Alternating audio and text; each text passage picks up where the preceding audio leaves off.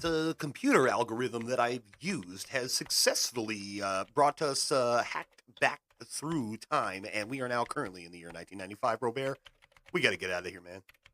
I'm trying to take over a TV station. Are you? Yes, I am. I am +1 hot temperature. Dude, the temperature's hot because all these computer hackers are fucking so hot, dude. Oh my god. I'm replacing my keyboard on a fucking weekly basis. Oh my god. Well, that's pretty crazy. I had fun on our last little mini-sode. Oh, me too, dude. Yeah, I want to do some more of those. Yeah, for sure. you rocked the boat in the movies, but you kind of forgot to bring in the funk with the music. Well, that's tough. That was tough, man. Songs, very You difficult. did all right. Like, okay? when did I first start hearing Semi-Charmed Life? You know? I mean, I don't know. The movie Dirty Work. Oh, yes. It plays in Dirty Work. Oh, it also played in another movie. I used to have a friend named Ben who, I kid you not, he was a combination. If you took a picture of him, you take David Schwimmer on the left side. Okay. And who is Jason Biggs from American Pie? Okay, so he's Super Jew. He is literally a combination of the two of them, but he would rock around in his silver Honda Accord with the windows down, blaring that song, and he had these like crappy Arnett sunglasses. You thought he was the coolest shit, but my Dude, God, I had some white I miss Arnettis. that guy. Good for you, Ben. He's like a geneticist or I had some genetics guy. I had some white Arnett's in like 2007. I bought them. Dude. Yeah. And they were so cool, man. I couldn't fit them on my giant booze face now these days, but back when I was, in my early 20s, yeah, dude. They look cool, man. Hey, man, he was the bass player in the band that I had. Tommy Boy. Tom was my drummer. Yeah. Yeah. So, yeah, we had we had Big Ben on bass. Yeah, Big Ben on the bass, slapping the bass. I remember we did like a jam session where I was playing the Terminator 2, the do-do-do-do-do-do-do, and we transformed that into like a Chili Peppers funk song for like 2 hours. It was great. Wow. Yeah, dude, it was awesome. All right.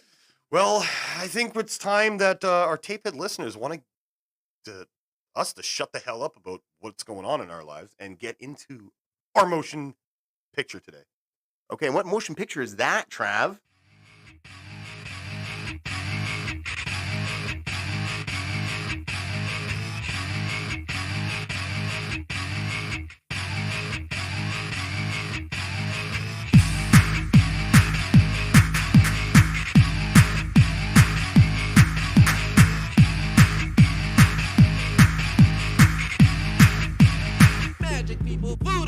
Well, that's right, tapeheads. Grab your floppy disks, boot up your PowerBook 280s, strap on those rollerblades, and join us as we control F ourselves in Hackers. Welcome to Taped Over Podcast, the show where we look at movies, pop culture of past decades with a modern eye and relive the nostalgia of those glorious times. I am one of your hosts, the Wizard of Windows, Travis, and beside me, as always, my co-host, the Calgarian keyboard cowboy, Mr. Rollerblade Robert, buddy. How are you doing? You mess with the best, you die like the rest. Oh, God. All right? No. All right, Zero Cool. No. Already with We're this talking shit. hackers today, We're Travis. talking Oh my, 1995. so it's come to this. It's come to this. In this 1995 cinematic cyberspace classic, at the age of 11, a Seattle hacker is banned from touching a computer for 7 years after crashing over 1,500 systems in a single day. Now a teenager keen to get back in front of a monitor, he finds himself in New York in more trouble than ever. When he and his group of friends are framed for the theft of millions by a major corporation, the hackers must unite to clear their names and expose the true culprits behind the crime. Directed by Ian Softly, music by Simon Boswell, starring bad accent Johnny Lee Miller, Angelina Jolie, a white Fisher Stevens, Lorraine Baracco, Matthew Lillard and Renoli Santiago, crashing at the box office, grossing $7.5 million on a $20 million budget and nearly Control-Alt-Deleting itself from memory. Hackers slowly became a quintessential cult classic for its vibrant, stylized portrayal of the 90s, and it downloads in with 6.2 out of 10 on IMDb, 34% on Rotten Tomatoes, but it's that time for Robert and the taped over score.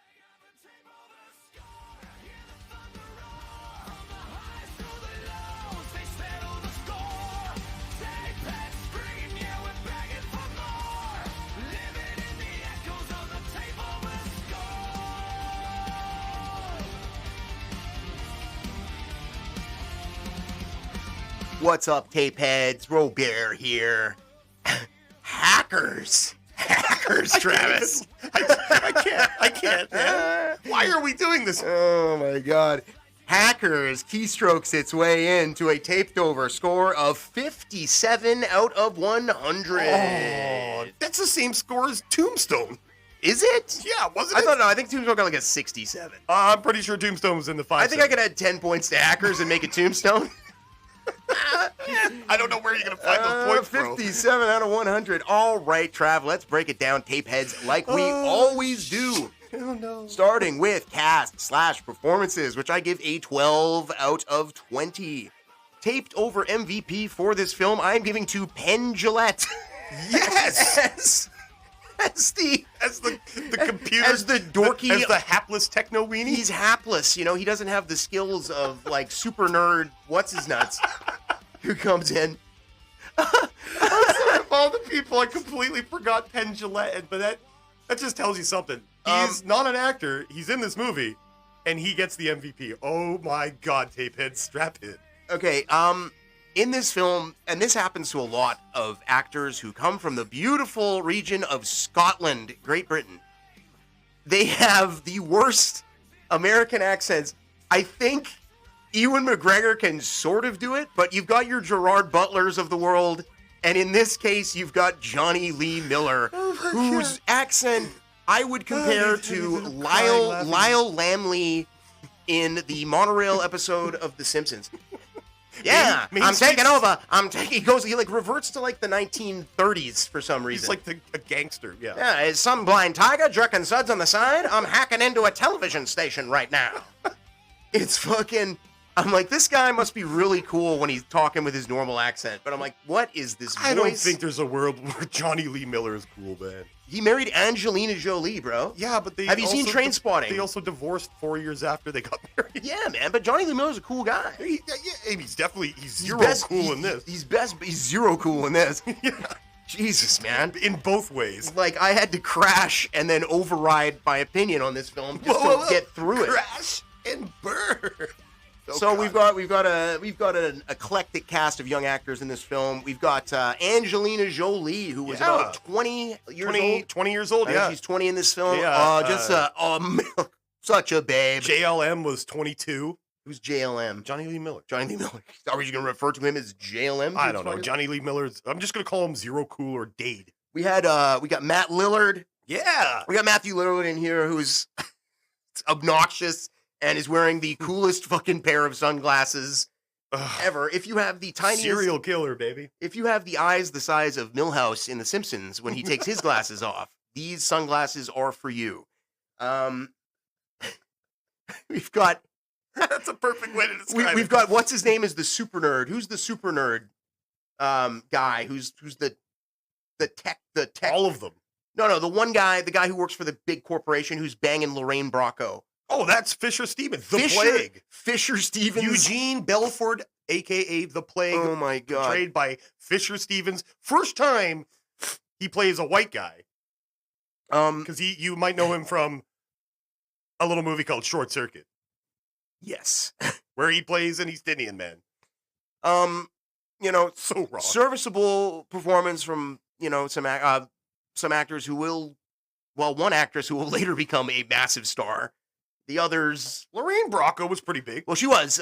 You may remember her from Goodfellas Yes. and The Sopranos, As obviously. Karen Hill. As Karen, I gotta come home for this. Yeah, Sopranos. Yeah. That's right.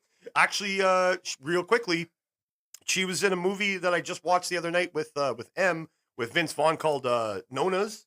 Oh yeah, Nona's. She was one of the. I was like, who the hell is that? She was one of the and Nonas. And Talia Shire was one of the other ones. I was like, what? I know. Rocky's wife, Adrian? Two Queens of Paisanoism. Yes. Well, yay, we got Godfather and Goodfellas in the same thing, you know? That's true, yeah. There you go. Moving on, tapeheads, we are moving into look/cinematography, which I give a 13 out of 20. Yeah. The look of this film, okay, my other taped over MVP for this is the wardrobe. The prop master, the prop master / head of wardrobe for this film, because can we talk about some of the looks featured in this film? In one scene, Johnny Lee Miller is walking through the halls of his high school in the straps, in like a quarter sleeve pink tee with some sprayed on fucking like utility pants, and there is a backpack strap or camera like strap that is a belt / leg garter that he has crossed, and it is pink. I don't know, man. There's some JVC hoodies in this. Oh, dude, freak. Matt Lillard is looking. Ranoli, Santiago wearing that kitten shirt in the leopard print. Man, God, he looks good. There is an eclectic style in this film. Oh, it's definitely a style of some sort. There are leather mini skirts of different colors. Bikers. There's fucking rollerblades galore. Oh man, they're New York rollerblades, dude, man, and like everywhere they go is rollerblade friendly. There are stairs and ramps. There's everywhere. Oh, you mean cyberphilia? Yes. The club? This film is absolutely a time capsule. Love this movie. For its look, it has that same kind of mid-90s grain to it, which I talk about frequently on this podcast. Yeah, it's definitely a vibe. I think enough said right there. Lots of posters on the walls of the bedrooms featuring prominent 90s Nirvana. That big Nirvana poster is pretty cool. Yeah. Not to mention like the PlayStation 1 pictures everywhere. For sure, man. Yeah, dude. I mean, I do. We're taking the piss, but I absolutely love this movie. It's so horribly awesome. I would say that I absolutely love it. No, this movie means a lot to me. My sister and I used to dork out on this movie all the time. We still love it. It's classic. Moving on, Tapehead's story gets a 9 out of 20. Oh, wait, isn't this Superman 3? The Quest for Peace? Or is that 4? No, didn't they do the worm in Superman 3? Or is that Superman 2? Oh, God, I don't know, man. Oh, they also did it in Office Space, which ripped off, it was Superman 2. Are we talking about the story right now? Yeah, the plot. The plot of this film is essentially... It's a worm that embezzles money. They've hacked into an insider job by a corporation to blackmail that company, threatening to sink tankers. Oil tankers, yeah. To sink Capsize the oil tankers. Unless they pay several $1 million to this Michelangelo's David character. No, it's Da Vinci. I know it's Da Vinci, but it does not look like the Vitruvian. It looks like I guess it does look like the Vitruvian. I guess, yeah, fair. I've actually seen that. This movie, exists in the same vein as a little movie called Flatliners, which portrays death is their drug. Yeah, death is their drug, which tries to Flatliners.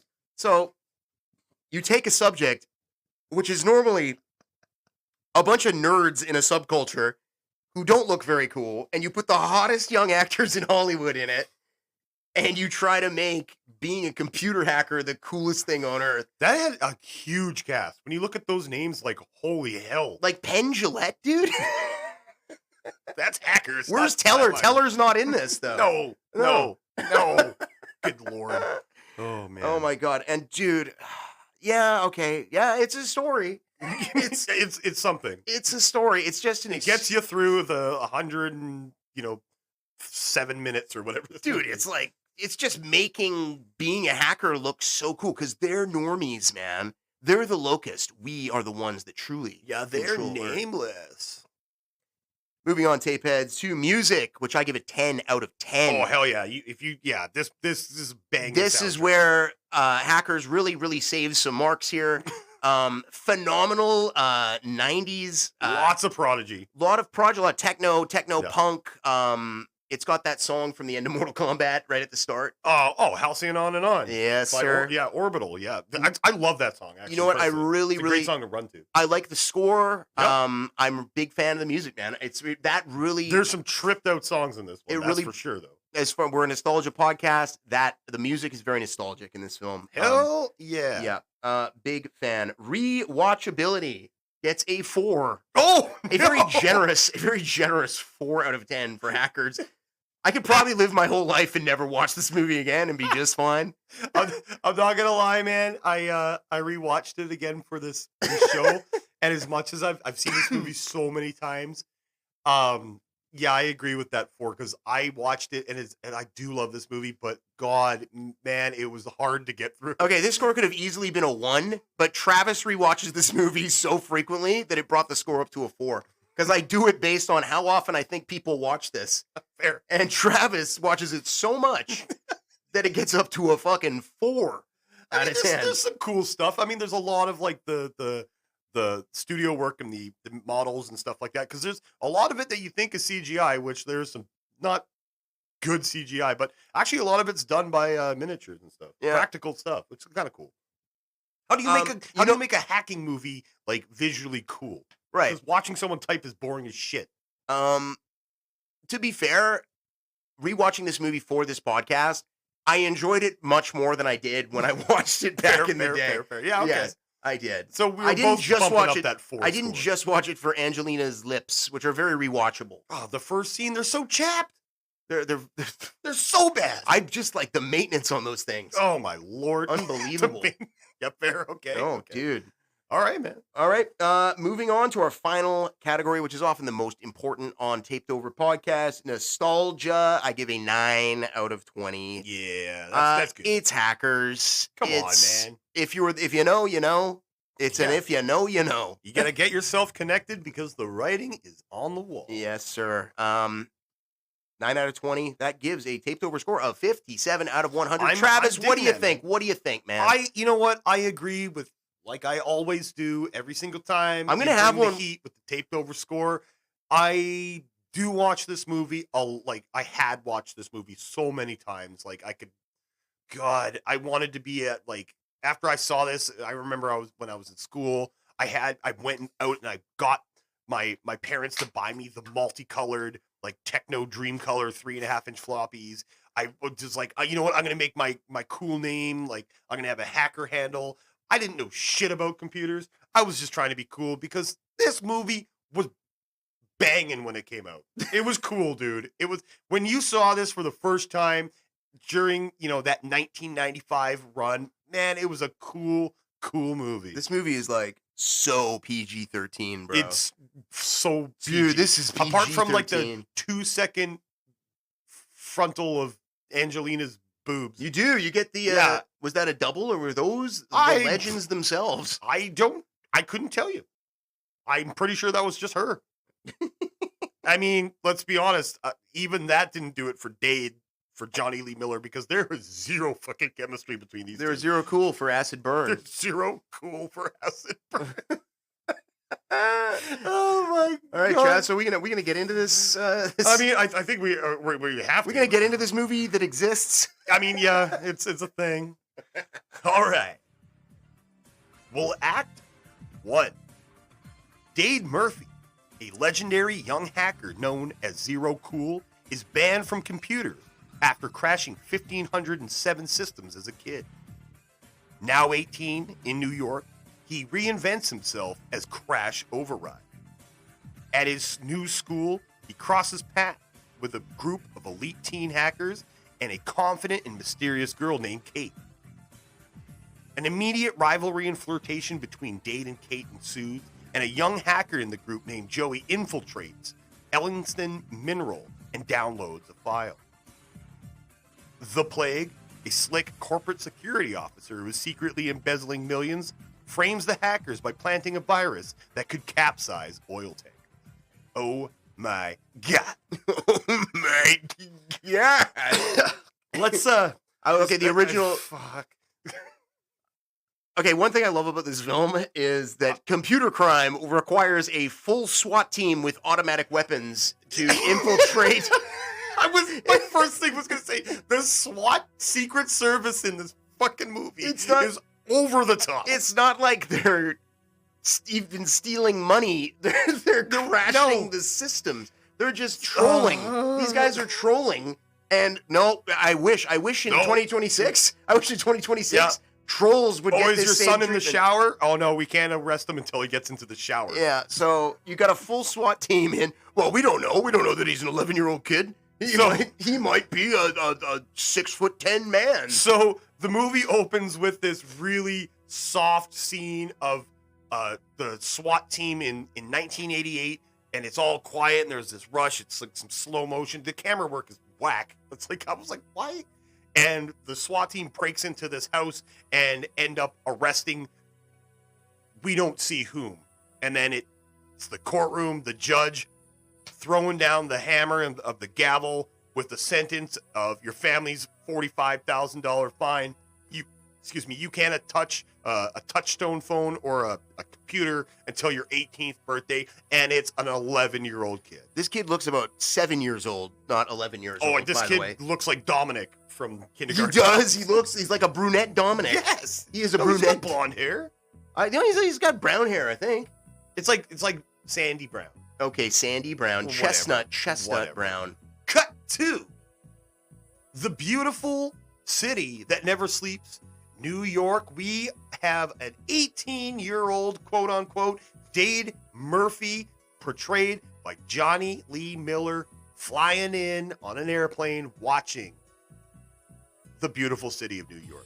Beautiful aerial shots of gorgeous Manhattan. The WTC looks awesome. Beautiful shot. A great shot. It's got that grain on it that I like. Yeah, it's got Halcyon on and on. And it's got Halcyon. Yeah, so awesome. So Dade has moved to New York with his mother. His mother and father are now divorced. Obviously, whatever. Obviously, because of the kid, because he cost them $45,000. Oh yeah, 100%. That's it. That's your 100%. son. You can take care of him. Yeah, she's like, I had to take this job. You prick. I wanted him to be swinging the baseball bat. I mean, I'm sorry. Like NYC, shout out to you guys. If we have any listeners out there, I know how much you guys love your city, but I'm not gonna lie. The Pacific Northwest is so much nicer than the East Coast. Oh, man, dude. The thing about the East Coast, though, okay, and I've lived in the West my entire life, West okay? is best. The West side is the best side? Yeah. One thing I love about the East... One thing I love about the East is they preserve the old stuff. They preserve the old buildings. True. Whereas out here in the West, we rip everything down and build new shit all the time. Wow. Come on, we have some heritage sites. Come on. Well, they fucking cracked the Liberty Bell in Philly. They sure did. Yeah, so they messed up there. Have you been to Philadelphia? Yes, preserving. Have you been to Philadelphia? Yes. So have I, and I love Philadelphia. Philly's a great city. Philly was an amazing city. Yeah, to visit. Honestly, the one city that I'm not a big fan of is, I'm sorry for any of you guys out there, Chicago. Okay, so Chicago. And I hate your hair can just go to hell. So quick swerve here. I got a story about Chicago. Oh god. And this is the Sausage King. This was okay. So I've only been to Chicago once, and it was very brief. Okay, so me and a friend, we rented, or we didn't rent. We bought a gigantic Dodge Sprinter. Okay, because he does this work where he imports vehicles from the U.S. into Canada. Yep. And then auctions them. So we drove from New Haven, Connecticut down. Oh, New Haven. Okay. Yeah, we went from New Haven to Philadelphia. We watched a football game. Oh yeah, the Eagles, baby. We saw Eagles, Redskins back when they were the Redskins, and we drove cross country all the way back up through the Midwest, over the Mississippi, down through cool, man. up through friggin' South Dakota. Anyway, so we drove into Chicago, and this is we drove from the south. Oh. We entered Chicago from the south. Well, that was your first mistake. And we were just stopping there to fill up our gas tank, essentially. No. You don't go to that part of the And city. I had on my head a Philadelphia Phillies baseball cap that I had purchased while we were in Philadelphia. I walked into the gas station, and before I even got in the door, this guy held the door in front of me. Very, a great bulging, beastly man. Wait, was it Cousin Eddie? He could have been Cousin Eddie's son with the growth that he had on his face. Great, bulging, beastly man. Holds the door, opens it, a crack, stops me, stands right in front of me, goes, "Nice fucking hat, man." Oh, no. Nice fucking hat. Wow. I had no idea that, the South How Side... territorial it is? I guess the South Side White Sox fans dude, really... you never go to South Chicago. Well, I just was filling up my tank, man. It's better... No, actually, South Detroit's better. At least you could take a midnight train to anywhere. Anyway, that was the greeting that I received in Well, Chicago. welcome to Chicago, Bear. Not the Chicago Bears. Oh my God! Chicago anyway, Row Bear. So all I wanted to say, Trav, is that the Northeast of the United States, beautiful. I love it because of all the history. Sure. Yes. Okay, I'll give Whereas you that. out here, we're fresh and new and blah blah blah blah blah blah blah. Pacific Northwest is better. Yes. It's a beautiful place to live. I would rather live in Seattle than New York. It depends on what Unless I'm doing. I'm living in Coney Island and I'm rumbling every night. I don't know that you'd want to live in Coney Island. I just want to be part of. I don't know. You've been to Brooklyn lately? Not lately. No. Brooklyn's awesome. Quite a few years though. Brooklyn is like... Shout out to Hell's Kitchen. Shout out Manhattan. Shout out to the Dumbo district of Brooklyn. Went there, had cocktails. Soho, baby. Had an amazing time. So, yeah. So we have this hacker guy sitting there, Mr. Dade Murphy, formerly known as Zero Cool, now going under the alias handle Crash Override. He's hacking into a local television store or station, and he's doing some weird stuff. He calls up the place and he's like, "Norman, can I get the number for the modem? Mr. Kawasaki called me, and if I don't get this done by whatever, I'm going to go AWOL and commit Harry Carey." His second fucking terrible lines. fucking voice that he's doing. Yeah. Norman. Yeah, he sounds like a geriatric bastard. But anyways. All right, Norman, I'm going to need you to get my Kawasaki. He's breathing down my neck. He's breathing down my neck. So, yeah, he ends up turning off of this movie that's this guy is talking about, like, how he hates Latinos and blacks, and I was like, wow. And he's like, good for him for changing that shit. He it just was like figures America's Best or something. I was like, wow. Every blue collar security guard is an the inherent racist. Or what is it? The Outer Limits? The Outer Limits. Yeah. Mm-hmm. But then all of a sudden on his screen, "You have tread upon my domain, now you must pay." And he's like, holy crap. Who is this? A hacker? It's a hacker. By the name of this cool little battle. By the name of Acid Burn. Yes. And he's about to type Zero Cool, but then he's like, no. Crash Override. Wow, off the cuff, he dude, comes up with this pretty cool name. I mean, shit, he hacked himself into advanced English, so good for him. So the two of them trade slogans back and forth. Oh, yeah, and then you get the classic line from hackers. Mess with the best, die like the rest. That is a 90s t-shirt, if I've ever seen one, I swear to God, it's like on Top Dog. Oh my God. Remember those shirts? So bad. Oh God. No, it's like a no fear. No it's fear. Like that's a no Mess fear. With the best, die like the rest. That's a no fear shirt, 100%. Oh, good Lord, man. And they have, the cinematography is kind of cool. The edits, they're battling. And this is where I will give hackers credit because, like, I mean, a computer, I've watched The Net with Sandra Bullock. I'm like, holy shit, that movie. But to make a hacking on a computer seem kind of cool, it's hard to do. And I think they do a pretty good job because they like intercut it with these clips of like sword fights and World War II footage of like it's like planes. Any Given Sunday. Yeah, pretty. They're throwing some clips from Spartacus. Oh, you're gonna love my fucking jambalaya, Willie. Yeah, but dude, there's there's a few movies like this. The Net being one. Yeah, Johnny Mnemonic being another. That was more cyberpunk, more dystopian a little bit. Like The Matrix had hacking, I guess. When you're looking into the cyber world in the mid-90s, this is kind of what you get. Yeah. Yeah.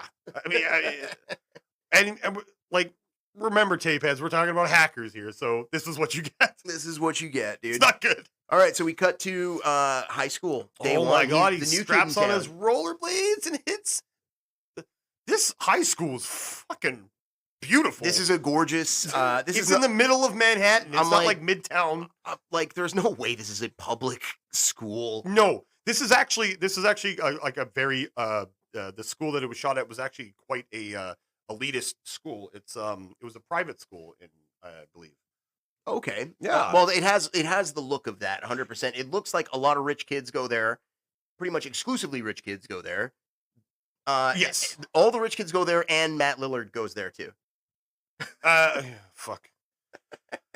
Okay, so So he meets this babe.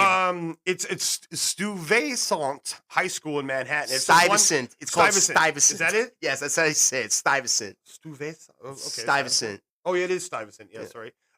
Yeah, one of the few elite Straight from exclusive- Brooklyn, Stuyvesant, the Oh, that's right, hottest Stuyvesant, one, yeah, representing exclusive B-Town high school to the fullest. students. It's actually for gifted math, science, computers, and a lot of like the actual students there at Stuyvesant were extras. Okay. Sorry, thank you for giving me an education on how you pronounce Stuyvesant. So Stuyvesant, straight from Bedford, Stuyvesant, the livest one, representing B-Town to the fullest. Rhyme or Gatsa pull it. That's a biggie. Pull it. That's yeah, a biggie. that is biggie. Okay. I think. Well, Biggie never went there. He was There's just trying to make some money to feed his daughter. there right? are a few things in New York that are Stuyvesant because I believe if you look into the history tape heads, if you want, look up Stuyvesant. I'm sure it's probably a very, very classic. I don't need to, man. One You of know the why? city fathers. It was of all New a York City. dream. Well, I didn't read Bird Up magazine. I listened to Heavy D in the limousine. So we got Crash Override at high school. He's got kind of a valet, so to speak. Angelina becomes his valet. Yeah. Show him around the school, would you? When he walks in and he like there's like hundreds of students in the hall and he walks over to this one fucking guy that's on the payphone and he's like, "Hey man, where's the principal?" Ask somebody else. This guy's in the middle of a phone call and it's the freak. I Noli thought Santiago. no, that was so I was like, stupid. why would you? He's like, "Chill, man. I'm Dude. on the phone with Venezuela." There were hundreds of kids in the hallway, and he Yes. walks up to the one guy who is on the phone Yes. and yes. asks him a I'm question. like, leave this poor bastard alone, man. Just so we have Making an a long excuse, distance call. just so we have an excuse to meet John Leguizamo's gay brother. It's Renoli Santiago. You would know him from. I've seen him in a few things. He's a yeah, great Con actor. Air, baby. You know what? He's a really, really good actor as Yeah, well. he's great. He's pretty good in this movie. He's Freak is like acting wise. He's probably one of the best, I think he's if not the best. he's one of the strongest actors in this film, and there are some strong actors in this film. Let's not get it twisted here, okay? Oh yeah. So Angelina decides to pull a prank on Johnny Lee. She says, "There's a pool. There's an Olympic-sized pool on the roof," and he heads up to the roof, and like the kids from Billy Madison, are up What's there. high school, Billy? What's high school? I can't wait till I go to high school. Like literally, Don't ever say that. yes. That's a great. You're with fat That loser. kid does look like a fat loser. No, he does. Why do they call you Fat Loser Boy? No, so you've got the real hackers up on the roof. Yes. Because that's what hackers actually look like. These kids who are up on the roof look like they got a Wang Computers t-shirt on. Oh my And God. You're or absolutely the one right. kid's rocking his brand new Dell t-shirt. Yeah. And Yeah, they got D&D Don't let the and a the power door buck closed. 280. And So it you starts just and it lock starts the roof. pouring. It starts Yeah, pouring. well, rain. pool on the roof must have a leak. So Johnny Lee decides that he will get revenge on Acid Burn. Well, he doesn't know. He that doesn't know it's she's her. Acid Burn Yeah. yet, but he will get revenge on Yeah, he just thought she's just like, she's an unbelievable babe. and he's like, oh my God. I mean, she is. She's hot as fuck, I've dude. never really found. I mean, a lot of people do. I've never really found Angelina to be like attractive personally. I know she's a beautiful woman. Don't get me wrong, but she did look really good. As her career went on, I wasn't as into her either. No. But in this movie, which was probably the first movie I ever saw her in, Yeah. I I think she did thought one before this. she's total babe. This is the first movie I saw her in, though, for sure. Me She's personally. total babe in the Total she's- babe. but she's also like literally the only girl apart from the mom. She's the only girl in the whole movie, and Yeah, Lorraine so- Bracco. And Lorraine There's Bracco, three yeah. chicks. There's three chicks in this whole movie. Yeah, there's Dade's mom. There's Joey's mom. Oh no, there's Freak's mom when she's slapping the shit out of him. Yeah. And then Lorraine Bacco. So other than moms or people who are your mom's age, there's Angelina Jolie. Exactly. So I mean, goddamn, she looks good. Mm-hmm. Yeah. All right. Yeah. And that's his first day of school. He gets soaked. Yeah. And so yeah, whatever that happens. Now we get the next day he goes to school again and he starts hacking in, and but the freak, the guy that was calling Venezuela, clocks him hacking into the computer school system, changing classes. So now Dade has put himself into classes with Kate, Libby. 100%. So he knows he's a member. He's like, yo, man, you play the game? Yeah. And on their way out after school ends one day, Dade's got his rollerblades slung over his shoulder like a badass. We get the other introduction of Joey Paradella. And he comes rolling up and he's like, dude, I need a handle. And he's talking to Freak because Freak's trying to talk to Dade. And he's like, oh my God, Boy Meets World, get the hell out of here. I know, this kid. Oh my God, he looks like Corey. Kind of, yeah. But he slips him an invitation too. Oh, to what? Cyberpelia. Which is just like a club. It's a club for kids with like a black market in front of it. This is like the Foot Clan in 1995. Totally. But without cigarettes. It's got PlayStation 1 Wipeout and a fucking McDonald's and skateboard ramp. It's like the Lost Boys. It's pretty cool, dude. It's well, there we go. There's another comparison, okay? Because Lost Boys was, gritty in the hills of California or out. Oh, I was talking about Lost Boys from Hook. Oh, the Lost Boys ramp. Oh, yeah, totally. Okay, Sorry, so that's up in the woods, and this is like this is like fucking. You're hanging fucking. This is somewhere in Midtown. This fucking movie, man. This is somewhere in Midtown. It's definitely Midtown. Oh my God. You're freaking. I'm like, dude, you show up to a place in rollerblades? On rollerblades, and you can go right into the door. Tell me you have shoes too. No. No. You don't need this them. place is rollerblade friendly. Bro, where we're going, we don't need shoes. Dude, it's like Mighty Ducks, like level rollerblade, like or Power Rangers. Yes. Oh my God. And our cast is starting to come together. We get an introduction here to Matt Lillard, who plays Serial Killer. Is the name of his, as in Fruit Loops. Oh, Serial Killer. Not a serial killer, not S with cereal, C cereal. He kind of plays like the Jake Busey role in Starship Troopers. Like, I guess we can be buddies. Yeah, he's everybody needs a friend like me. He loves the rock and roll. He's got a cool look. He's got some cool shirts. Yeah. He's 6'5". Dade's on the video game because Kate's white with dreads, but Lillard pulls it off. He does. And he's got those. He was actually originally supposed to play Dade. He was actually 30 already, though. I know, he looks way too. The one kid that actually looks like a teenager is Joey. Joey. I don't know. Freak looks young as well, I want to say. Matt Lillard was already 30. Yeah, so these guys, they're talking. Dade beats Kate at Wipeout for PlayStation 1. Is that what it is? Yeah, it's Wipeout for PS1 because PlayStation came out in 1994 in Japan, but it didn't come out and hit North America until 1995. Oh. So that's why you see all the PlayStation logos because they're sneaky Sony, behind on their Sony payments and all that jazz and stuff like that. And then we get a look at Hot Boy. That's Curtis, man. Hot Boy up on the catwalk up there looking That's all down. he does. This guy bothering you, Kate? Who's that? Curtis. And what does he do?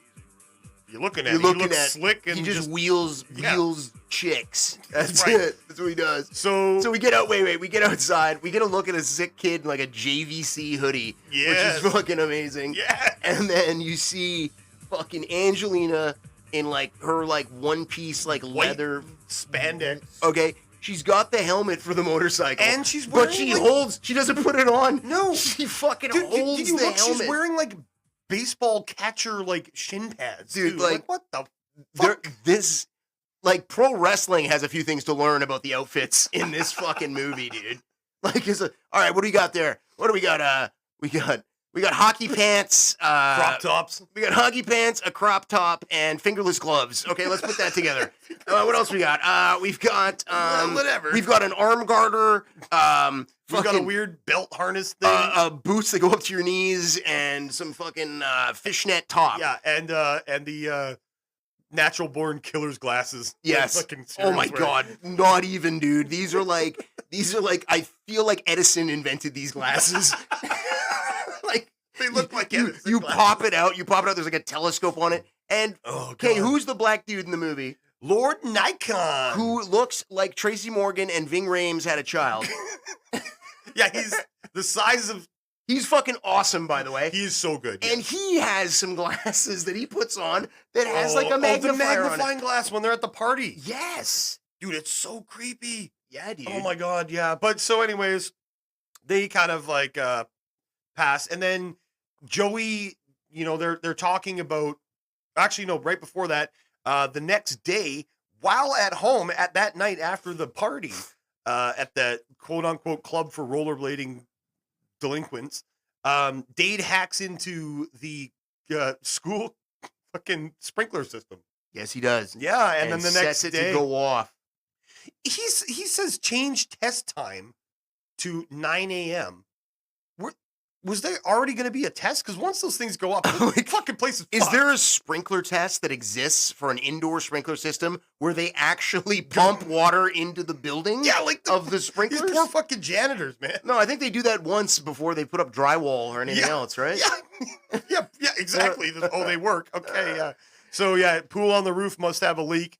Kate finds out, she's pissed. And, oh my God. Man, this fucking movie.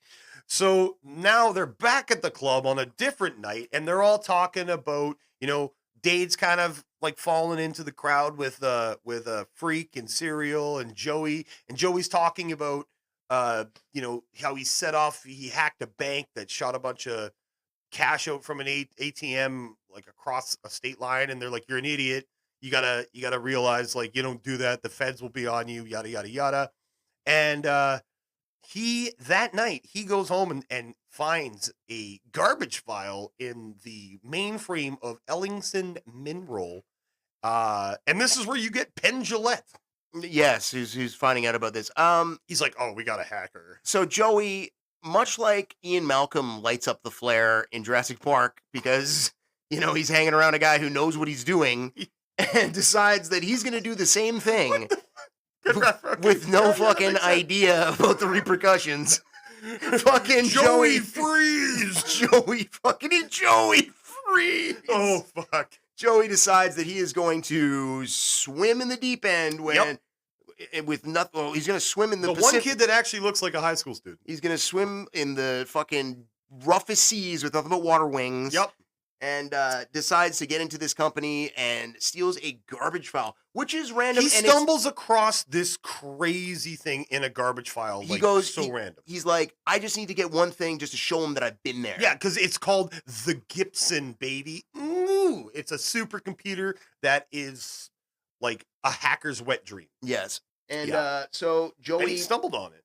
Joey gets half the content of this garbage file downloaded onto a yellow floppy disk. Yeah, baby. And stashes it like up in his fucking air vents. It's a Marlboro cigarette carton that he takes all the cigarettes out in his air vents and shoves it up there. Yeah. Yes, because Joey does smoke cigarettes. We learned this later on. He's smoking two at the same time. Dude, it's so bizarre. Okay. He's got one in each hand. Yeah. And I want to talk about that because tape heads, if you know the youngest member of this cast smoking cigarettes. Tape heads, if you know anything about me, and you've listened to our content before, and you've listened to Robert's section about smoking on film, Joey is smoking in a bizarre way that I've never seen before because he looks like he's not inhaling, but he is. He's smoking them. He's actually smoking. He's definitely smoking. But he's doing like these quick inhales and blowouts. Yeah. I'm not an addict. I'm not addicted to my computer. Anyway. Yeah, that's a whole other fucking... It is, and I think it's fucking ridiculous. But, Joey fucking gets the attention of the main antagonist in this film. Mr. Fisher Stevens, star of Key West television show. If you ever watched that, it's fantastic. So this character is quite ridiculous. He refuses... Quite ridiculous. That doesn't even bring close to how He's ridiculous like it JP in Grandma's Boy. is. He's exactly like That's JP. what he is. I think Grandma's Boy took inspiration Yes. from this character. Like, do not call me whatever his name is, The Matthew Plague. or whatever his or name no, is. Eugene. Eugene. No, Eugene. I've told you many times. I actually prefer to be called Maestro. Yeah. He's Maestro from Seinfeld. hapless techno weenie. He's fucking the Plague, but he's like Maestro from Yeah, Seinfeld. he's 100% like Maestro. If you don't call him Maestro, he He's gets very offended. Very offended. Very offended. So he's like a hacker turned security, cybersecurity guru for this major corporation. And he's doing very well for himself. Yeah. He's got a sick like loft, like he's fucking like. Did you look at the state of it though? Well, he's a hacker, bro. I mean, there's All they do is drink Jolt Cola. and fucking Big Doritos. Giant sponsor of this film. Jolt tape Cola, heads. kind of like Corona, Cerveza Las Minas from the Point Break and the Fast and the Let's Furious. explain Jolt Cola for some of our younger listeners who may not be aware. And Jolt tasted great. Jolt Cola was just caffeine Coke. So before Red Bull, Coca-Cola. before Red Bull tape heads, there was this drink called Jolt Cola. Yeah, and it was a cola though. So it was a cola. It was like Coca-Cola, but they decided to up the caffeine content of it to the level where it gets you as wired as when they had the cocaine in Coca-Cola. Pretty much. I mean, it was like the equivalent of drink, like 350 milliliter can is the equivalent of like 6 Red Bulls. It's got like 100. I loved that stuff, man. It was so good. 175 grams of sugar and like Cola. 180 grams of caffeine. Yeah, it just hook it to my veins. Totally, dude. Yeah. And they That even stuff made was like so good. extra strength Jolt Cola. Well, that was like in one of the in the first scene when Dade wakes up after his television. He's got fiasco. Jolt. He's drinking Jolt. He goes right to the fridge, pours himself a cup of soda of Jolt, and takes it into the shower. Dude, it's like a shower beer. I love my shower beers. Like I'm never ever not gonna have a shower beer. Even when I'm like older and I have to like get one of those sit down showers, I'm still gonna rock a shower beer. Dude, I love a shower beer. So, Nothing anyways, like yeah, the Plague kind of catches on to him and figures out that he's kind of stumbled upon something, and he enlists the help of Agent Gill from the Secret Service. Oh, this guy's great, by the way.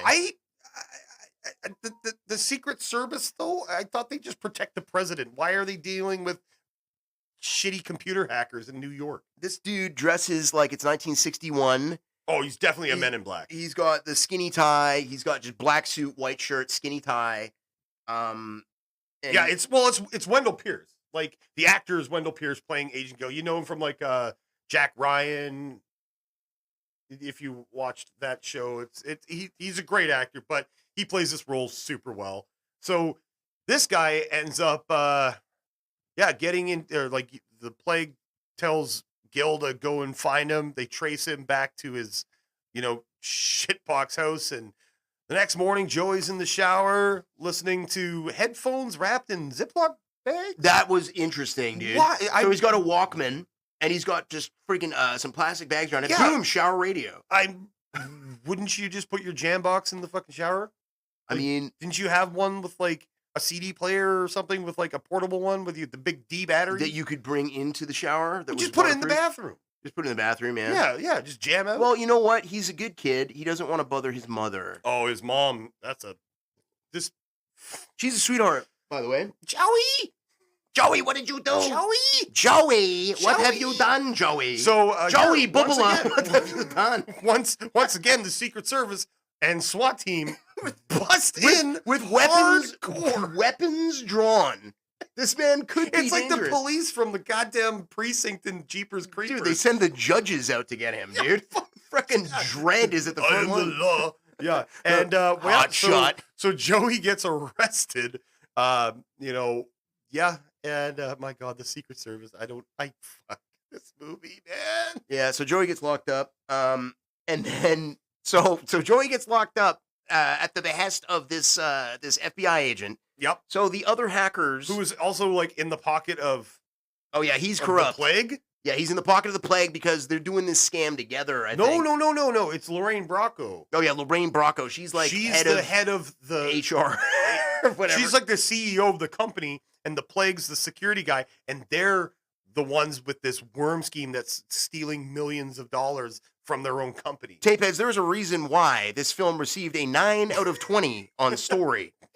It's everybody got that? It's hard to It is a little tough to grasp. The funny thing is like when I watched this when I was a kid, I was like, oh yeah, okay, I totally know what's going on.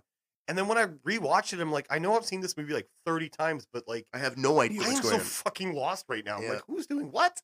So yeah. So the other hackers in the crew decide to get revenge on this. Well, FBI they go to a party at Kate's house first. Yes, and that's where he realizes that she is acid burned. The chick hacker that kicked him out of the TV station. And they kind of become and you friends. See a young Mark Anthony running around. Yeah, Mark Anthony. I was like, what the fuck is he doing in here? I totally forgot. So he's like undercover. Mark Anthony in this fucking movie. Tapeheads. Give us a second here. Because I'm like, Mark Anthony, sometimes in this film. I was like, is that Mark Anthony? So sometimes in this film, Mark Anthony is dressed in the same 1960s suit as the other guy. Yeah. But then a man in black. He's an undercover, he's like 21 Jump Street, like fucking like he's undercover at the high school. Fucking, and he's going, tell me, baby girl, cause I need to know. I need to know. Oh my god! I mean, when they get to Kate's house for the party, it's like you got connected. I mean, that's a great song. You gotta get yourself connected. I mean, it's a cool scene. But then, yeah, you see fucking Mark Anthony smoking cigarettes, just like dancing with these. What the hell? I like Mark Anthony. So this is So Dade ends up finding out that acid or Kate is actually acid burned, and now it's like, oh shit. But now we're getting into, let's get a little payback, because Joey's kind of like, oh, like I downloaded this file, I was in this computer, whatever, and he they it's just so weird because they stumble across this whole scheme, and they're like, you know what, like holy shit, now they find out that the plague is embezzling this money, but they're like, oh let's get one back for Joey by hacking and pranking Agent Gill. Oh my god. Do you have to go to the top of the Empire State Building to hack? No, but it looks cool. Yeah, I mean, it really does. Yeah. This guy gets fucked over. There's some cool locations to hack. There are a lot of payphone banks around as well. And oh yeah, if you don't know what those are, tapeheads, payphones are stationary telephones that you used to put a quarter into and dial up somebody. Yeah, but in Hackers we learned that you can just record the sound of the money going in off. That's called freaking, baby. On a tape recorder, that's freaking, and play it into the fucking handset, and then you get a free call for life. Well, you learn that if you paid attention, because right as this is all happening, Freak, Dade, Serial go to Lord Nikon's place. Yes, Ving Rhames. We get Ving Rhames. Yes, and we see Razor and Blade in their kabuki face paint, doing a show called Hack the Planet. Hack the Planet. It's the hottest. It's the hottest shit in the hacker community. Yeah, it's like a Max Headroom kind of thing. It's like a YouTube show before YouTube. Yeah, they would hack into a TV show and broadcast their own shit. Yeah, I'm sure public access would have allowed them to have a show. Yeah, I don't think they needed to do it illegally. But they're talking about a lot of illegal stuff. Fair. They're talking about computer crime. Neo.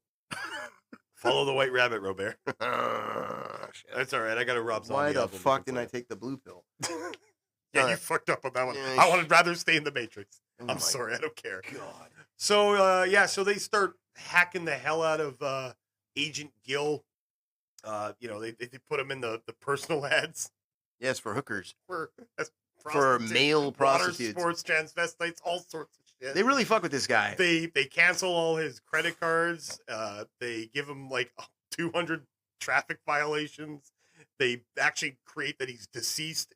They just screw with this guy. But all the while, we have this whole ridiculous other element going on. But I think that's pretty much our second act is coming up here now, buddy. All right, let's get into Act 2, Trev. You want to get at? I do. So Dade and Kate put their rivalry aside and uncover the truth. They dig into the stolen file and discover the embezzlement scheme. And they plan to use the virus as a smokescreen. The Secret Service begins arresting the hackers and seizing their equipment. The hackers, now fugitive, race against time to stop the virus before it causes real-world destruction. Despite the pressure, Dade and Kate grow closer, rallying with the hacker community. They realize the only way to beat the plague is to launch a coordinated counter-attack with hackers worldwide.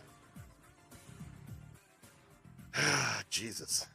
All right. Yeah, I mean, Okay. God. This, yeah.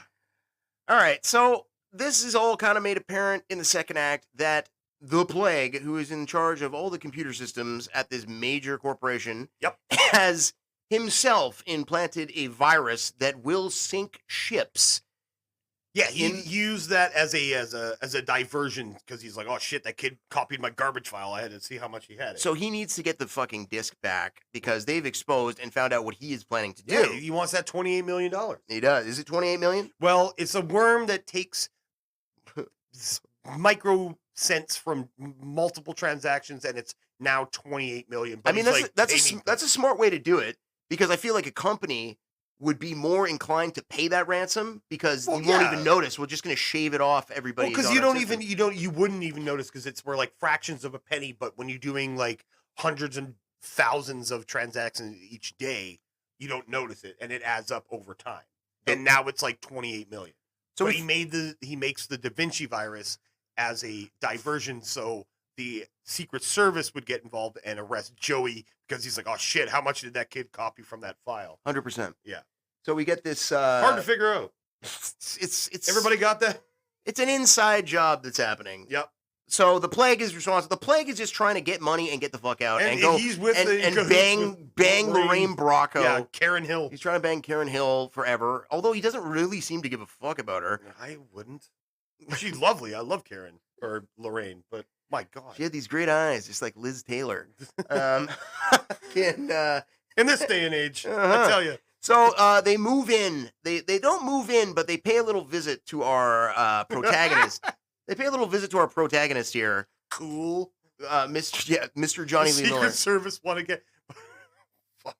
Yeah. But hold on a sec. Right before that, we also have to remember that the Secret Service comes in, once again, guns a-blazing, to Freak's house. So Freak gets arrested. Yeah, Freak gets arrested. Because they trace a phone call that he made or something? Well, he takes a phone call from Joey? Looking into the virus. Yeah. And they're like, oh, shit. So No, because it's okay. So at some point, Joey gave Freak the disc. Yes. And Freak gets arrested and gets one phone call from prison, and he calls Angelina. He calls Kate, yeah. And I always remember this line from the film. Isn't that place where I put that thing that one time? It's in that place where I put that thing that time. Is that the line? Yes. Nice. I always remember that because it's smart.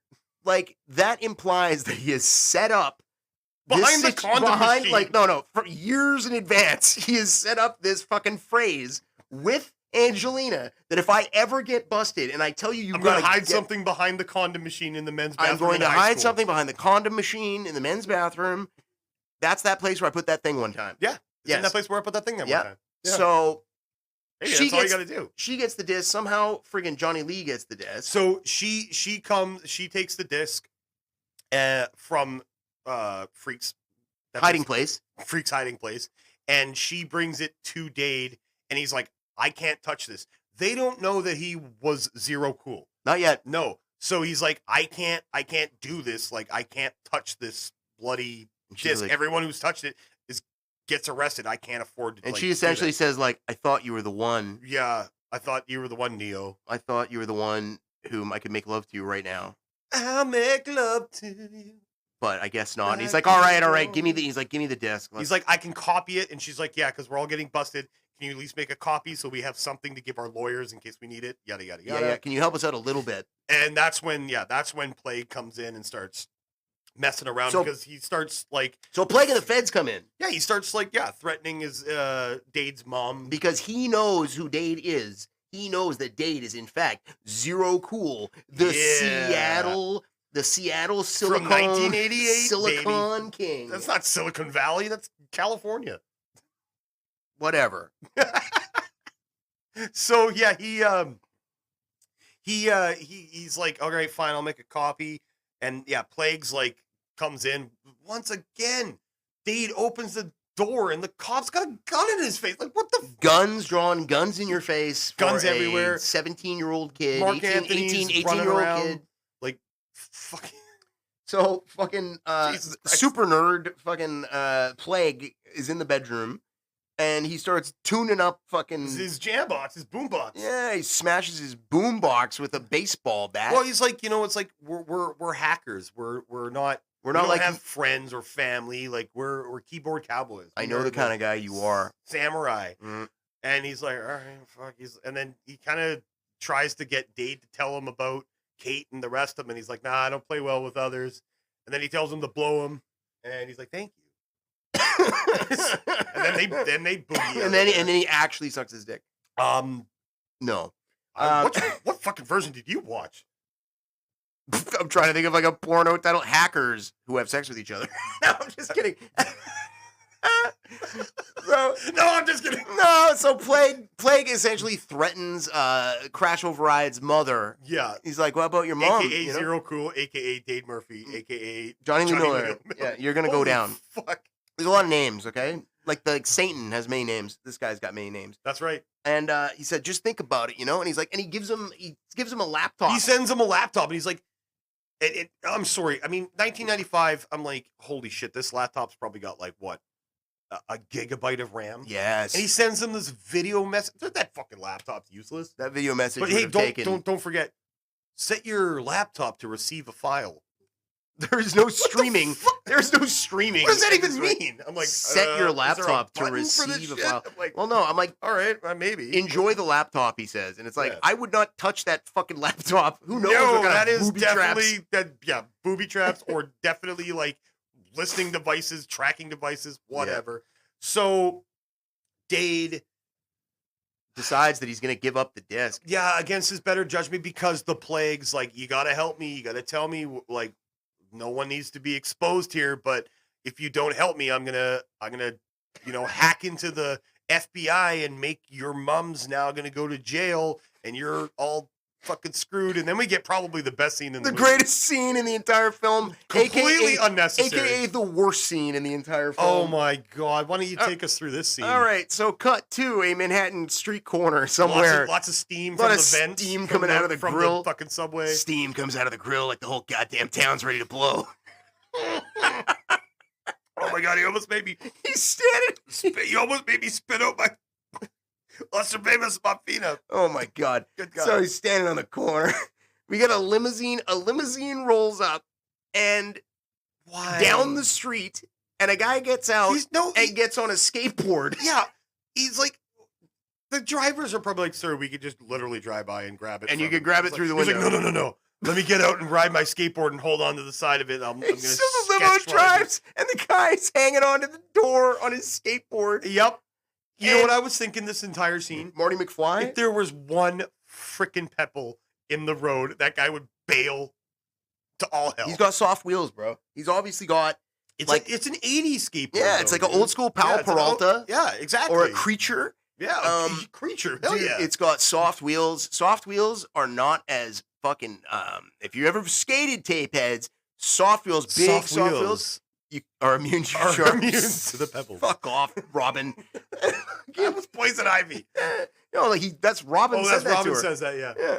So soft wheels, you can actually roll over quite a bunch of pebbles and be fine. Whereas hard wheels, you hit one, it's like you get that fucking squeak sound, and you go flying forward. Oh my god! So the fucking cinematography on this scene is so bad, fucking terrible. I'm like, I wish I had more like. His chin strap to give to the cinematography in this movie and the filmmaking, but this is bad. It's hackers. Dude, his chin strap beard is in full Dude, that focus. thing is actually pretty sick. That chin strap beard? I'll give him... Fisher Stevens looks pretty good. And then, a year later, you see him in fucking the Mario Brothers movie. He's one of the Goombas. Dude, that chin strap beard... It's like that's what makes him a nerd. Like that's truly what makes him a nerd. That's what makes him the D&D. His short, long, slick back, fucking shoulder length hair, and that chin strap. You're alive. No, it's just like all the fucking. It's just so bad. It's all the characteristics. So many things. All the characteristics of a really nerdy guy who's trying to look cool. just his whole look. He's like, yeah, look, I can grow a beard and it's like a chin strap. And I'm long hair like a rock star. My life exists on computers. So skateboarding plague. And I skateboard. This guy looks like he's never ridden a skateboard in his life, by the way. Okay? He's got one speed wobble. One speed wobble. You know what happened? He went to a skateboarding like camp, but it was run by a church. That's what I did. And then he spent too much time with the church and not enough time on the skateboard. Are you making a joke, Travis, about my experience at Christian skateboard camp? Hey, man. I got my Crush shirt on, but if you look closely, it's okay, back to the movie. He's got the disc. Now he's got the disc. Now I'm riding the worm. Yeah, now I'm driving the bus. Yeah.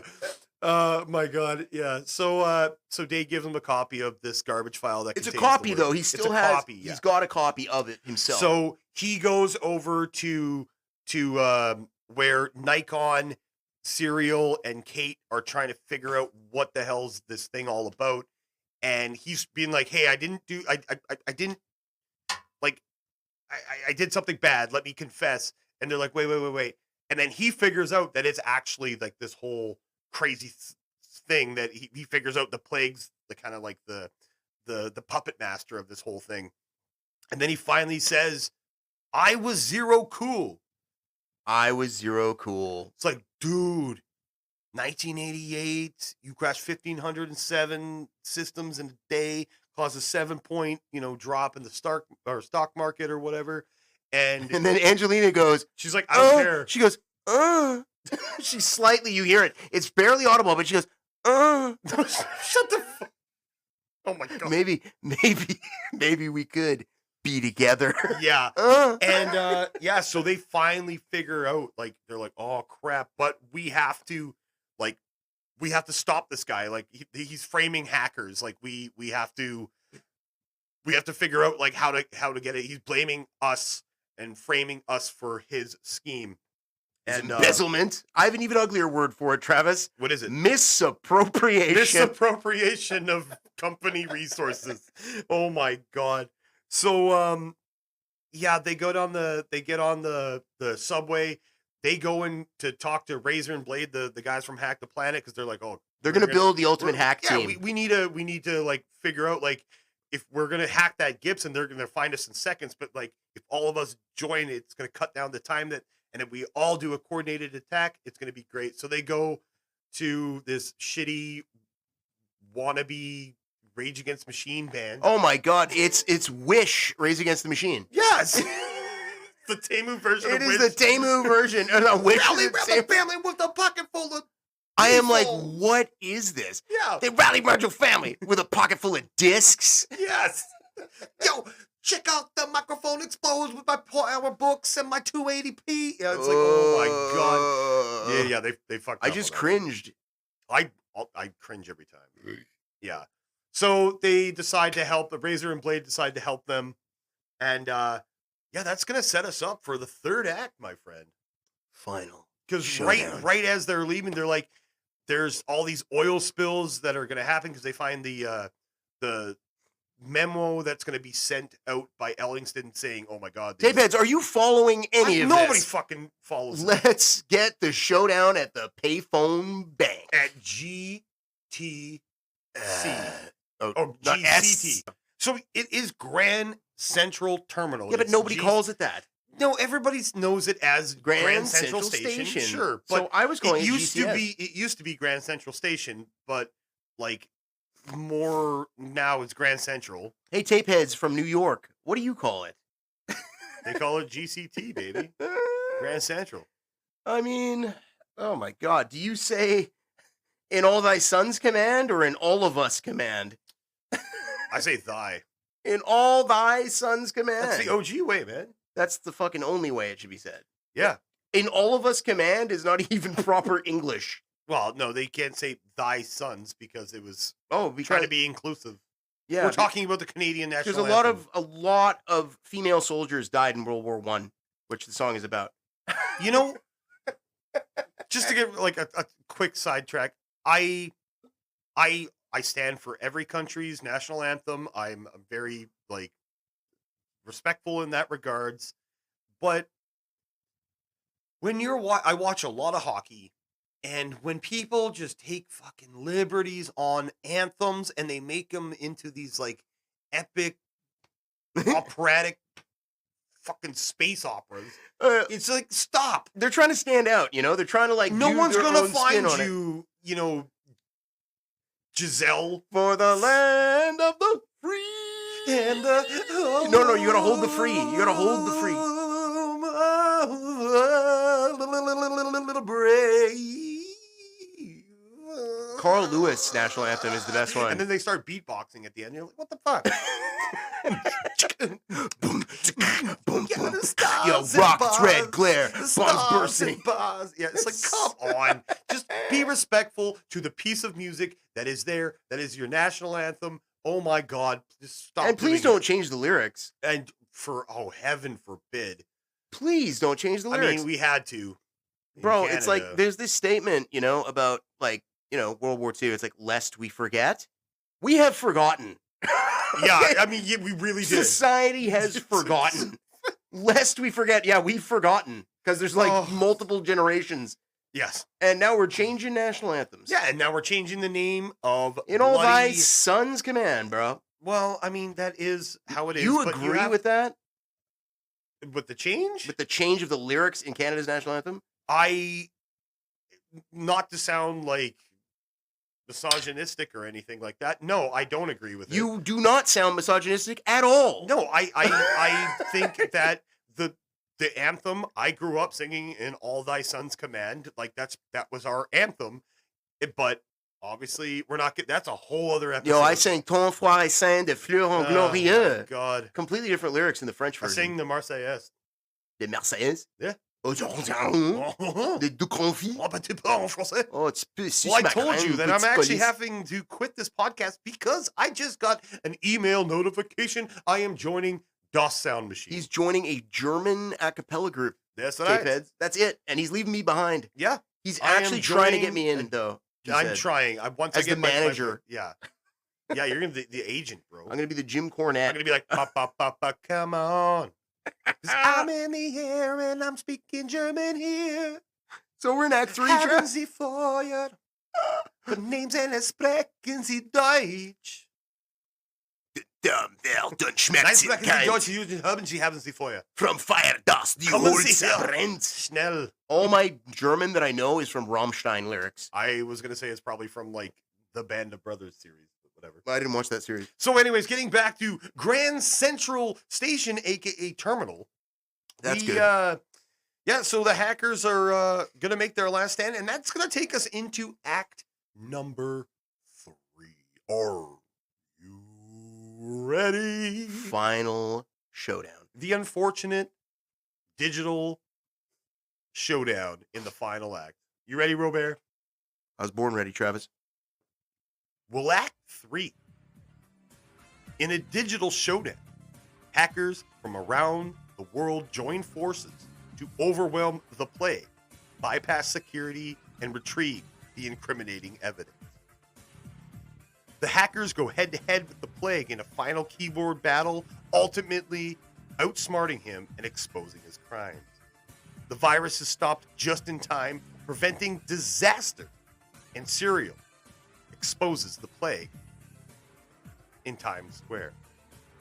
The plague is arrested, and the teenage hackers are cleared of all charges, and reputations are restored.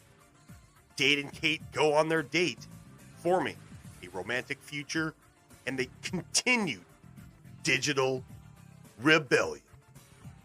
I didn't know how to write this fucking act. Acid burn, acid burn. No, crash and burn. Crash and burn. Crash override and acid burn. It's crash and burn. So payphones, Yeah, okay, so payphones. they're a thing. Payphones are a huge thing because it's In like 95 they were. okay, so you know, tape heads. It's fucking good luck finding one now. Tape heads back in the 90s when the internet was in its infancy. Yeah. You had to plug your computer up to your phone line, okay? Because it was dial-up. It's called back then. dial-up. It's called dial-up. You've got mail. Oh, shit. America Online. And then I was bruising better. Yeah, Tom Hanks is back again. What about Tom Hanks? You've got mail? You've got mail. Meg Ryan? Yeah. They get mail and stuff. No, they were both sleepless in Seattle. They're both sleeping with each other is what they were doing. In Seattle. In Seattle Oh and my in God. New York City. At the top of the Empire State Building. Here's a theory. Where we're hacking. Here's the theory. Yeah. Dade also got arrested in Seattle. Was Dade's dad Tom Hanks? Yes. Oh, because he had a son. Holy crap, he did. He did have a son in Sleepless in Seattle. Oh my God. So and that Dade was, Murphy that is was actually zero Tom cool. Hanks. It's actually zero cool. Travis's theory, ladies and gentlemen. No. What a theory. This is a conspiracy.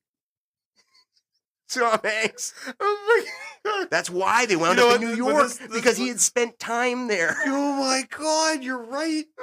This movie is the unofficial so... sequel to Sleepless in Seattle.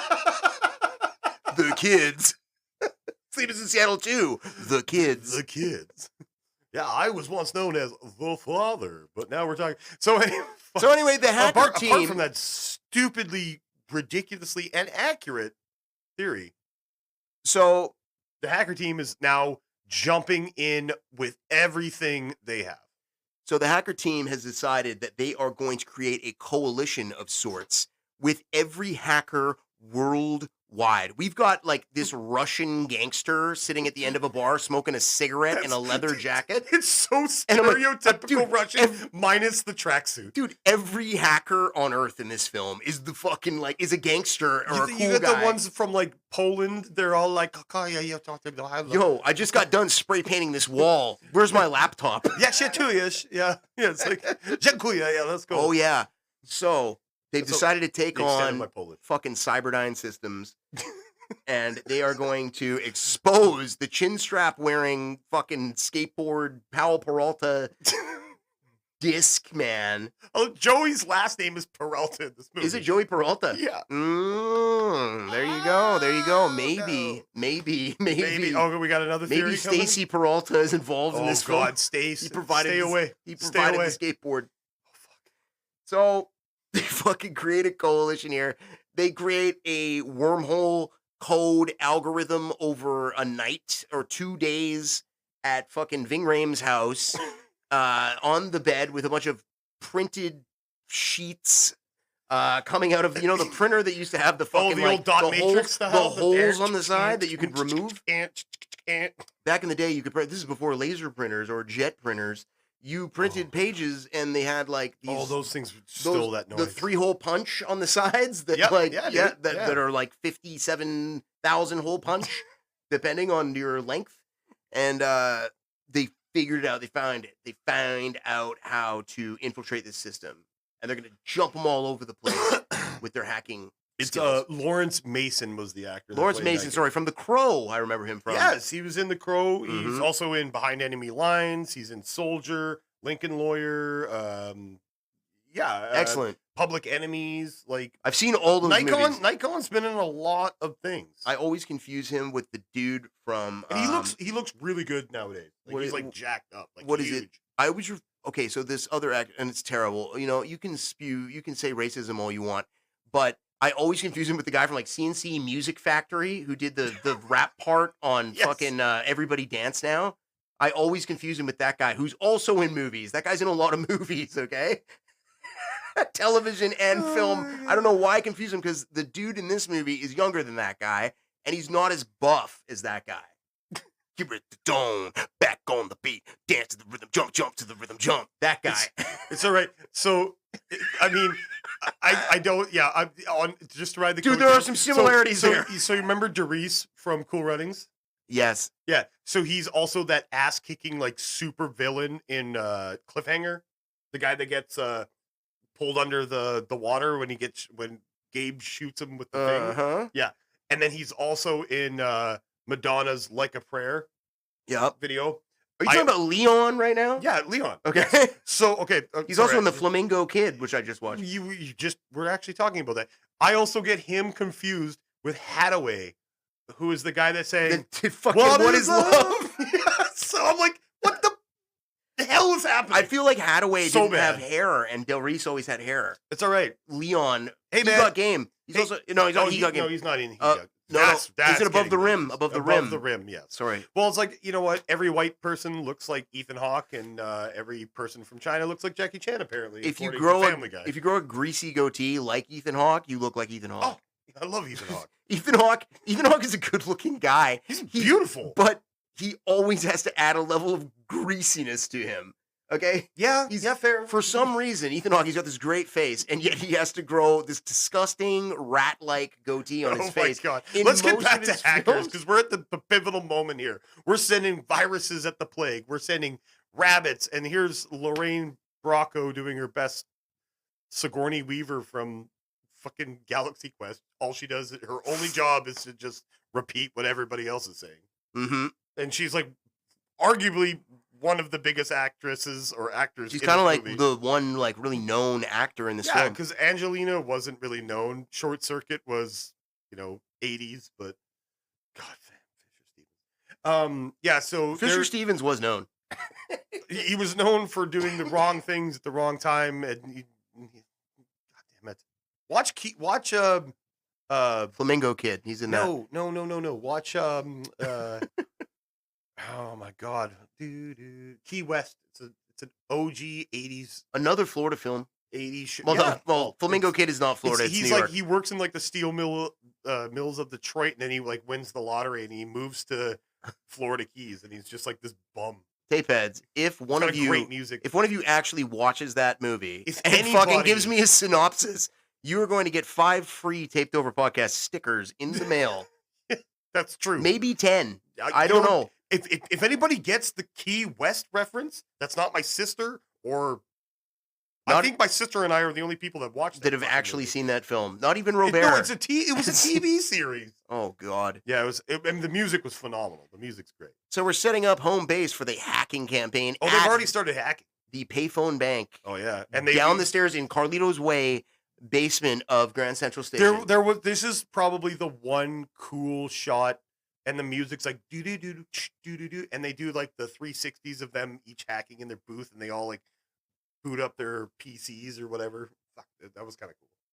They're fly laptops. Oh my God, yeah, it's got a refresh rate of like 16 hertz. So of course, the fucking CIA. Oh, don't forget FBI, Dade's weird Super Scope 6 fucking eye thing. the What? Edison glasses. What the? No, just the one. He wears the headband with that one eye patch thing. What Dude, was that? This is like before Google Glass. It's one glass. This is 95 Google Glass.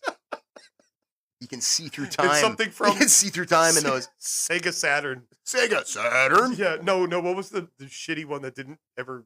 The catch on? Dreamcast. No, I love Dreamcast. Well, okay, so there's Sega CD. No, it was like the Jaguar. Oh, the Atari Jaguar. Yes. Yeah, the yes, Atari it's like a Jaguar. headset for Virtual Boy. There's like 30 games for the Atari Yeah, Jaguar. it's so red that it's going to give you Oh. a stroke. So yeah, they fight him and They Plague- fight him? Well, virtually, it's a virtual battle.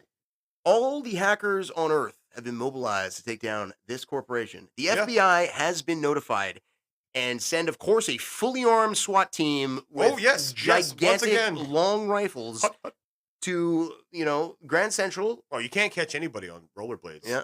They go to the wrong spot first. Yep. And then they finally wind up at the right spot at the end. But And the everybody- tankers are about to be sunk. It's already listening. Yeah, so the virus has gone off because Plague's like, oh, these kids, fucking hackers, stay off my lawn. And he decides to launch the Da Vinci virus that's going to capsize all these tankers and cause this huge ecological disaster. But right before Dade gets kicked out by Plague and Joey finds the worm, downloads the file onto a disk, and then the cops roll in. Just as they're handcuffed, Dade throws his floppy disk into the trash, tells Freak, they're trashing our rights. Yeah, man. that's a stretch. They're trashing our rights. That's It's a like, stretch. This is garbage. You're trashing fucking our garbage. file or what garbage thing in Grand And that's Central? enough of a clue for him to look for Matt Lillard to look in the fucking trash. Matt Lillard, I mean, this guy was like, oh, he had so much better things to do in this movie. He was in Scream the following year. He was, and Yeah. he's in With many. Billy Loomis, remember? Skeet Ulrich. Of course. he finds the trailer disc. behind the. So he finds or the beside disc, which is the ashtray. evidence that's going to put away our super nerd Plague. Plague. Yeah, And they force him to shave his chin strap. And at that time, Plague gets overcome by the hackers and the whole system shuts down. And Ellingson is completely done. Plague's powerless. But he thinks that because Dade, Zero Cool, Crash Override, Acid Burn, Lord Nikon, Serial killer, and Joey were arrested, that he's, got away scot-free. So him and Lorraine are having some. But lo and behold, Mr. Serial, Matt Lillard, found the file, exposes them via like hacking into the he hacked television. He hacked the planet. CNN. Hack the planet. And yeah, he hacked CNN and was like, "Whoa, this is actually the people responsible for this. Uh-oh, is this the bank account?" And Lorraine's like, "Oh shit, Eugene, we gotta." And he's gone. He's already gone. They were in bed together, and he's fucking ghosted. He's on a fucking aircraft, dressed in the worst Japanese disguise, with a gigantic fucking gray wig and gray. He looks like Christopher Lambert in fucking Mortal Kombat. Like he looks like Val Kilmer in The Saint. When he's dressed up like the fucking yes. When he's looking like the nerdy professor intellectual. He's got hair though. I haven't thought about this scene in years. Oh, Val, we miss you, baby. So he gets, but he does get arrested on the plane. Yeah, because Agent Gill's like, bust his ass. Why would you wait to get on the plane and arrest him mid-flight? Well, because that's what that's potentially over international waters. That is how long your jurisdiction for the Secret Well, Service after doesn't takeoff, go that they far. take him after takeoff. But they're like literally at cruising altitude. They are at cruising altitude. Well, that's when it's safe to unbuckle your seatbelt. Oh yeah, fair and enough. Roam freely around the cabin. He's sitting beside him though. Mm-hmm. Fuck this movie. This movie takes some liberties. This movie is great. So probably the greatest movie I've ever watched. You know what? I used to say my favorite movie was Jaws or Fifth Element. No, it's Hackers. You know what? I actually I forgot because I watched it again just because I watched it. My second favorite movie of all time is Big Trouble in Little China. Well, Travis, cheese and crackers. This is Hackers. Yeah, and yeah, folks, that is pretty much Hackers from 1995. I'm like, it's a bit of a hectic episode. I'm sorry, but this movie is all sorts of hectic. Indeed. Would you tape this one over? Yes. No. Yeah, I would. No. I would tape over the little thing that allows you to tape stuff over. Oh, once again, you know the little hole. We've talked about that before. Oh shit! An FBI warning popping up on my screen, dude. Of course, dude. You got Agent Gill's listening to us. But of course, at the end, we get Johnny Lee gets to bang the chick in the pool.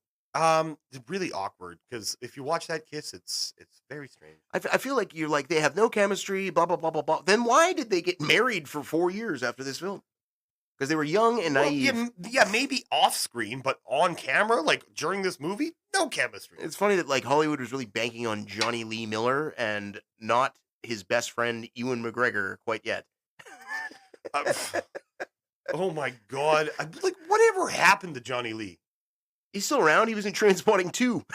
Oh, they brought him back. Oh yeah, they brought him back. Sick boy. Because that was a great movie. Trainspotting was fucking awesome. Trainspotting was great. Trainspotting 2 it was not that bad. Okay. I enjoyed it. If you're a fan of the first, I was a fan of the first, but Ewan sold that. Did you see the second? No. Well, then what the fuck do you know? Wow, fair. I mean, that's just. But Acid Burn and Dade go on a date at the end. And she wears a dress because that's part of the bet. They both wear a dress. They wear amazing. And he's wearing this like Edward Scissorhands looking fucking. He's like, all right, we've got some leather pants, a cod piece, and you know what, all of it, and a bright blue trench coat with fucking a fishnet sleeve that you can wear. Just one. You're gonna need more crop tops. And we've got 4 necklaces. One has a pewter fucking heart cross. The other has a floppy disk, and we've got a holster belt that will hold 6 floppy disks. Oh, only floppy disks. Yeah, it doesn't hold guns. It holds disks. I mean, but that's his ammo.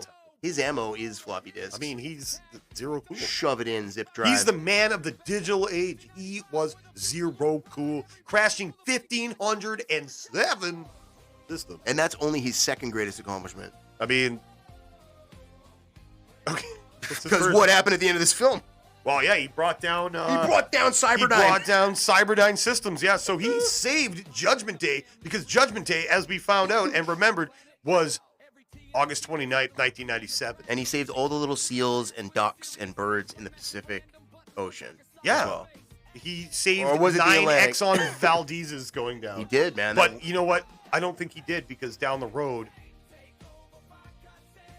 Dennis Hopper commandeers one of those tankers. Are you talking about Speed? No, Dennis Hopper.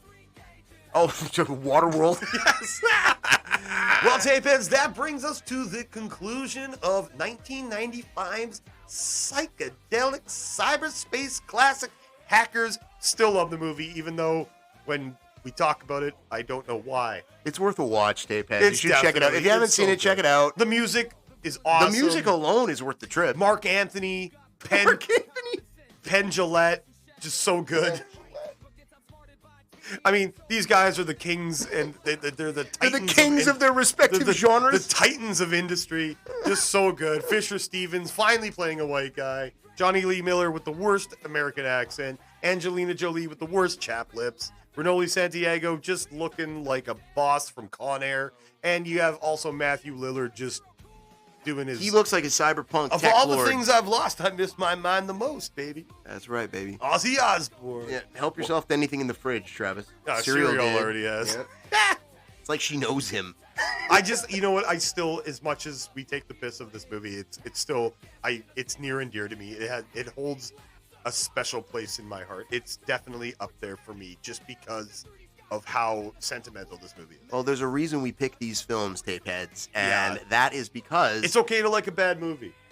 It is 100% okay to like a bad movie. It is okay to love a bad movie. Yes. I dare love say, the Oscar ones. I dare say, I love some bad movies more than I love a good movie. Well, I mean, if it's I love The Quest more than I love The Shawshank Redemption. Let me tell you that right now. I mean, what? Certainly, at least The Green Mile. Get busy living or get busy questing. One of the two. Holy shit! So I got a couple questions to you for. A few. Fantastic. Yeah. Well, I mean, obviously, you're not going to get Fisher Stevens away from Johnny Five. No, there's no way. You ever think you're going to get Mr. Johnny Lee Miller away from doing a bad accent? Johnny Lee? Yeah. You'll never get him away from doing a bad accent. Why is that? Because Johnny's like me. He's a digger. Que lindo,